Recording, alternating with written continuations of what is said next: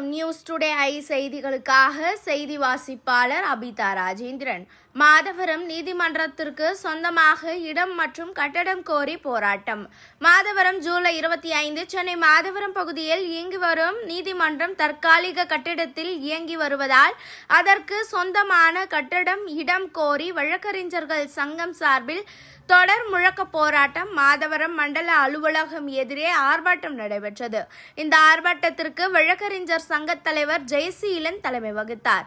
ஏழுமலை முன்னிலை வகித்தார். இந்த ஆர்ப்பாட்டத்தில் தமிழக அரசும் மாவட்ட ஆட்சியரும் மாதவரம் நீதிமன்றத்திற்கு சொந்தமாக இடம் கட்டிடம் வழங்க கோரி கண்டன கோஷங்கள் எழுப்பினர்.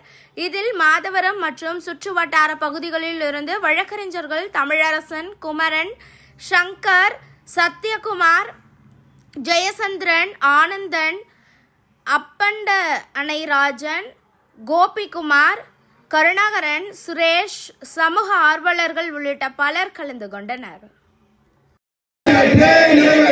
தமிழக அரசு மாவட்ட ஆட்சியரே,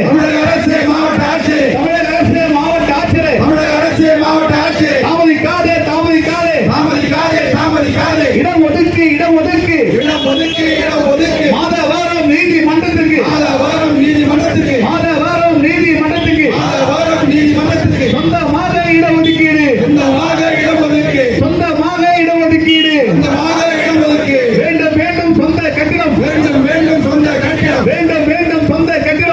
வேண்டும் சொந்த கட்டிடம் வேண்டும் வாடகை கட்டிடம் வெல்லட்டோ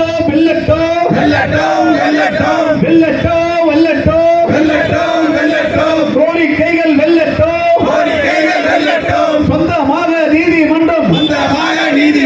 சொந்தமாக நீதிமன்றம் கேட்டு இங்கே போராட்டம் மக்களுக்கான போராட்டம் வழக்குக்கான போராட்டம் வழக்கறிஞர்கள் போராட்டம் வெல்லட்டும்.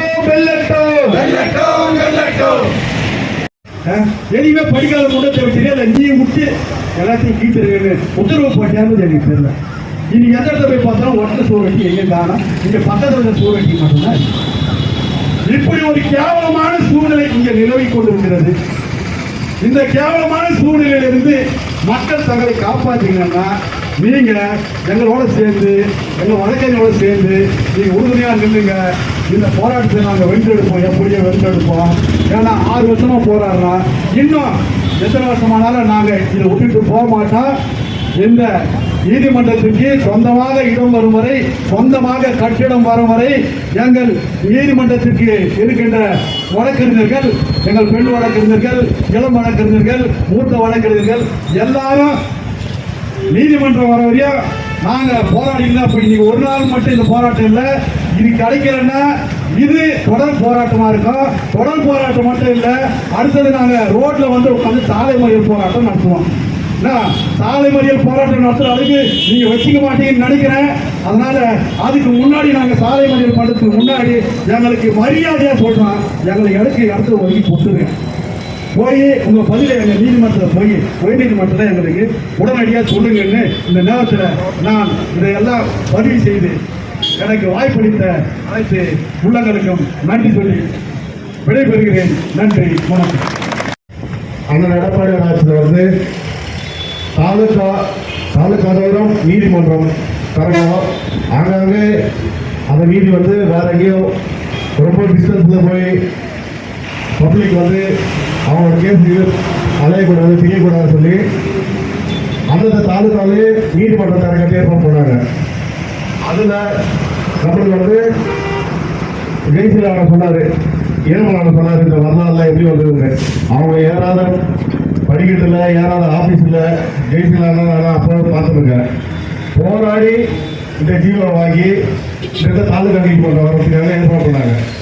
வரலாற்று சிறப்புமிக்க நீதிமன்றம் நடந்தது நம்மளோட மாதவரம் தாலுக்கா நீதிமன்றம். வரலாற்று சிறப்புமிக்க நீதிமன்றம் நம்மளோட 40 ஹைகோர்ட்டில் வந்து ஜிபிஆர் இருக்கார். ஜிபிஆர் ஹைகோர்ட்டோட சீஃப் ஜஸ்டிஸ் அவங்க வந்து அந்த நீதிமன்றத்தில் நம்ம மாதவரம் தாலுக்கா நீதிமன்றத்தில் உட்காந்து முதல் கேஸை அவங்கள பார்த்தாங்க. இது மாதிரி ஒரு வரலாற்று சிறப்பு எந்த நீதிமன்றத்துக்கும் கிடையாது.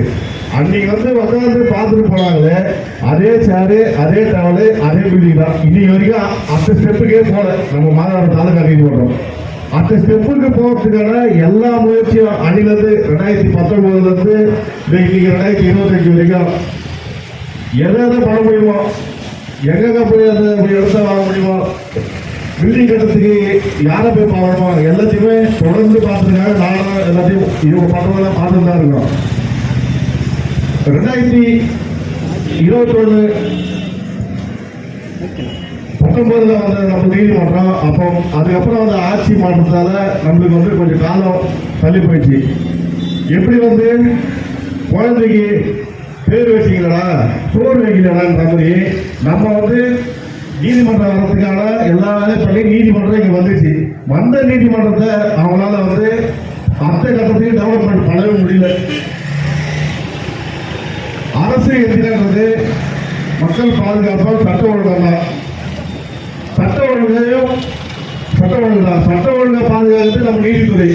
அப்படியாப்பட்ட அரசு எதிர்த்து வழிநடத்தக்கூடிய நீதிமன்றத்துக்கு ஒரு நீதிமன்றம் இல்லாது நம்மளுக்கு ஒரு வேதனையான விஷயம் தான். அந்த காலத்தில் அரசு ஆட்சியில் மூலியமூல கொள்கை தான் மக்களுக்காக வச்சிருந்தாங்க. இடம் பொருள் ஏவல். அந்த இடத்தை முதல் அரசு முதல் விஷயமே இடம் தான். அந்த இடமே நம்மளால நீதிமன்றத்துக்கு வாங்க முடியாதுன்றது ரொம்ப வேதனையான விஷயம். தமிழகத்தில் முதுகெலும்பு நீதித்துறை தான். நீதித்துறையை நம்ம அடுத்த கட்டத்துக்கு கொண்டு போனா அதுல உட்கட்டமை கரெக்டாக வேணும். எப்படி ஒரு உடலுக்கு உயிர் முக்கியமோ அதே மாதிரி உயிருக்கு உடல் முக்கியம். நீதியை நல்ல நாட்டோட நீதிமன்றத்தில் இருந்த உட்கட்டமைப்பு, அவங்களோட வேலை செய்த அட்மாஸ்பியரு, பப்ளிக்கு எல்லாமே சேர்ந்தாதான் அதை நம்ம சரி பண்ண முடியும். நீதித்துறைக்கு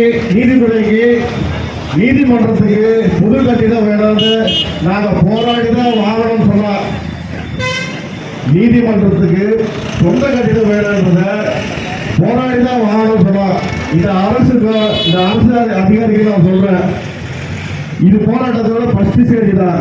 அண்ணன் சொன்ன மாதிரி, தலைவர் செயலாளர் சொன்ன மாதிரி அடுத்த கட்ட போராட்டம் தலைவர் இதோட கடுமையாக நடக்கான்றத இந்த தெரிவிச்சு கொடுக்கிறேன். இன்னொன்று என்னால முடிஞ்சதை உங்களுக்கு சொல்றேன். குருவி விதையில எல்லாமே மாறும், காலங்கள் மாறும், காட்சிகள் மாறும். அந்த காட்சி மாற சொல்ல புது பில்டிங் வர்றதுக்கான எல்லா ஏற்பாடும் அண்ணனோட சேர்ந்து முன்னிட்டு நானும் எடுத்து பண்ணுவேன். பண்ணிட்டு புது பில்டிங்ல ஜெய்சிலான தலைவராக உட்கார வைக்கிறதுக்கு நான் ஓய மாட்டோம்னு சொல்லி விடைபெறுகிறேன். இங்கே பேசிய நம்முடைய அருமை சகோதரர்களும் பொதுமக்களும் சிறப்பாக உரையாற்றியிருக்கிறார்கள். இந்த நீதிமன்ற கட்டிடம் என்பது எதற்காக 5 ஏக்கர் என்று எல்லோரும் கேட்கிறார்கள். இங்கே ஒரு பாதுகாப்பு அமைவதற்கு இருந்த இடம் மாறி அந்த பாதுகாப்பு இப்பொழுது உரிமையின் நீதிமன்றம், குற்றவியல் நீதிமன்றம் என்று 2 பிரிக்கப்பட உள்ளது. அதை சார்ந்து ஒவ்வொரு தாலுகாவிற்கும் சார்பு நீதிமன்றம் இங்கே இந்த 2 கோர்ட்டுகளும் அமையுமானால் நாம் இப்போது சார்பு நீதிமன்றத்திற்கு திருவள்ளூருக்கு போய் கொண்டிருக்கிறோம். அதை மாற்றி இங்கேயே நமக்கு ஒரு சார்பு நீதிமன்றம் வருவதற்கான வாய்ப்புகள் இருக்கிறது. அந்த சார்பு நீதிமன்றம் வருகின்ற பொழுது ஒரு தனி நீதிமன்றம், ஸ்பெஷல் கோர்ட், அதாவது இப்பொழுது இங்கே அதிகமான செல்கி கேசுகள், காசோலை கேசுகள் எல்லாம் இங்கே நிறைய ஃபைலாகிட்டே இருக்குது. அதே போன்று பெண்களுக்கான தனி நீதிமன்றமும் அமைவதற்கான கிட்டத்தட்ட 5 நீதிமன்றங்கள் இங்கே வருவதற்கான வாய்ப்புகள் இருக்கிறது. அதற்காகத்தான் இங்கே நம்முடைய நீதியரசர்கள் இப்போது கேட்கும்போது 5 ஏக்கர் வேண்டும், இல்லை என்று சொன்னால் ஒரு 4 ஏக்கராவது கிடைக்க வேண்டும் என்று இங்கே அவர்கள் சொல்லுகிறார்கள். அதற்கேற்றார் போதுதான் நாம் நம்முடைய நிலைமையிலே அமைய வேண்டும். 4 ஏக்கர் அல்லது இங்கே ஒரு மாதவரம் ஒரு இன்றைக்கு அதனுடைய வேல்யூ இந்த நிறைய இருக்கிறதுனால 3.40 ஏக்கர் 3.40 சென்ற இடம் பெறுவதாக சொன்னார்கள். அதையே நாங்கள் பெற்றுக்கொள்வதற்கு தயாராக இருக்கிறோம். நீங்கள் காலம் தாழ்த்தாமல் எங்களுடைய கோரிக்கைகளை ஏற்று இந்த பகுதியிலே நீதிமன்றம் புதிதாக கட்டிடமும் அமைவதற்கு வேண்டிய வழிவகைகளை அரசும் அதிகாரிகளும் செய்து தர வேண்டும். இல்லை என்று சொன்னால் அடுத்த கட்ட போராட்டம் எங்களுடைய மனதை இப்பொழுது சாலை மறியல் அல்லது இங்கே இருந்து கோட்டை நோக்கி முதலமைச்சரை சந்திக்கின்ற நடந்த செல்வோம் அது போன்ற போராட்டங்கள் எல்லாம் மாறுகின்ற நிலைமைகளில் முகத்தை இருக்கிறது என்று சொல்லி அனைவரும் எழுந்து நின்று நம்முடைய கோரிக்கைகளை வலியுறுத்தி நாம் கோஷம் போட இப்போது தயாராக இருக்கிறோம். பொது மக்கள் போராட்டம் வெல்லட்டும் சிறக்கட்டும் தமிழக அரசே இடம் ஒதுக்கு உடனடியாக இடம் ஒதுக்கு நீதிமன்ற இடத்தை உடனடியாக ஒதுக்கிவிடு மாதவரத்துக்கு ஒதுக்கிவிடு